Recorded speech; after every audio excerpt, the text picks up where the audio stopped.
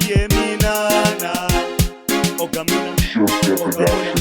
Yeminana, said she Yeminana, Minana said she Yeminana, Yeminana said she Yeminana,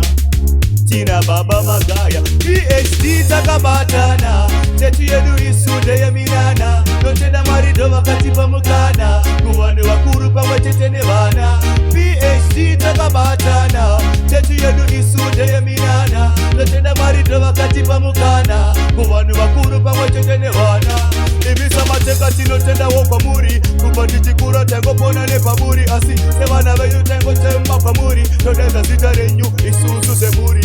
Usajure kateje shandis kanerima Noda kuze tirot kao shedu shatarima Mukati meupe nyusa mateka toshupika Asimate hana zedu isa sukutika PhD takabatana Techi yedu isu Yeminana Totenda marido wakati pamukana Kuwanu wakuru pamwachete nevana PhD takabatana Techi yedu isu Yeminana Totenda marido wakati pamukana Kuwanu wakuru pamwachete nevana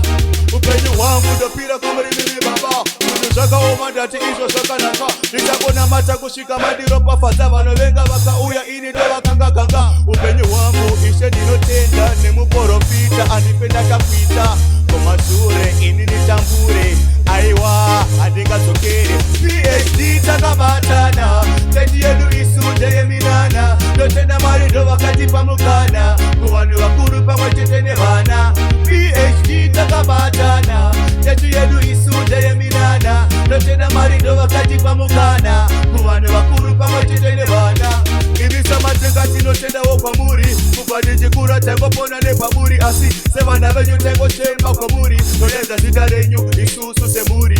Musatire gandiji shanis kwanerima Nola kuzi tino tgao shedu shatarima Mukati meupe mbisa matenga toshupika Asi bade hana tenu isa sukutika PhD takabatana Tetu yedu isu Yeminana Dotenda marido wakati pamukana Kuwanu wakuru pamwachete nevana PhD takabatana Tetu yedu isu Yeminana Dotenda marido wakati pamukana Kuwanu wakuru pamwachete nevana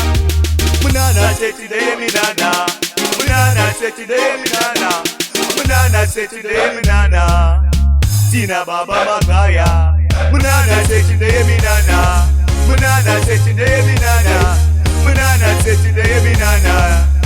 Tina Baba Magaya PhD takabatana Teti yedu isu Yeminana Dotenda marido wakati pamukana Kuwanu wakuru pamwachete nevana PhD takabatana Teti yedu isu Yeminana Dotenda marido wakati pamukana Kuwanu wakuru pamwachete nevana